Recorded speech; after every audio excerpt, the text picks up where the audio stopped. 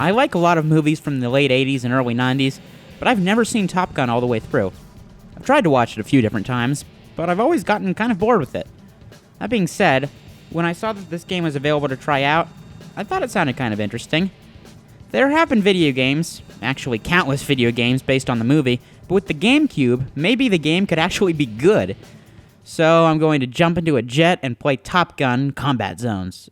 Who published this game? Oh, no, let me out! Top Gun Combat Zones was developed by Digital Integration, but it was published by Titus. If that name doesn't sound familiar, here's a little clue. These are the guys who released Superman for the N64. I don't think I have to say anything else for you guys to understand what I'm trying to say. But I can't judge from first impressions. I mean, I saw that logo about 5 seconds after starting the game. Combat Zones starts you off with what they call Academy missions, and these are basically warm-ups, having you shoot balloons and get yourself acquainted. And after these, you have real missions with targets that actually try to hit you.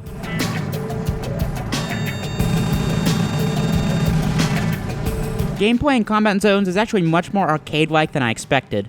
Flying is a breeze, with no issues coming up for anyone who doesn't play these games that often, like myself, and the gun and cannon are both just easy button presses, and afterburners are the right trigger.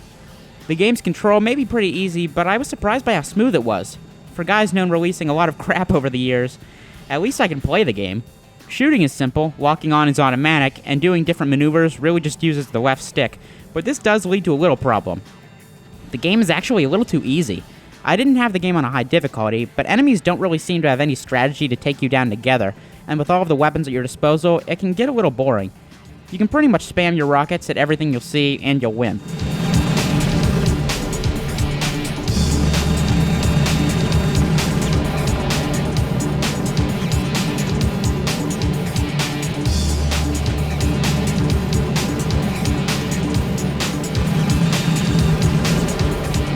The other problem I have with the game is the draw distance.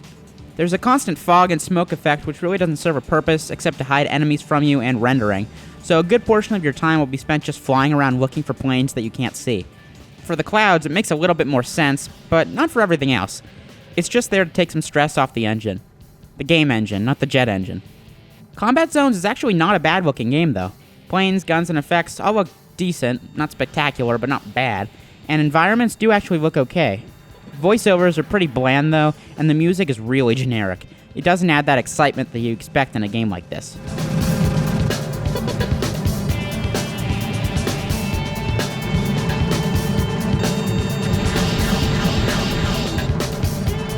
So, for someone that hasn't seen the movie from beginning to end, Top Gun Combat Zones isn't the best introduction. The game actually controls well, but that doesn't stop it from being an uninspired title that really doesn't add anything to the genre except for the name Top Gun.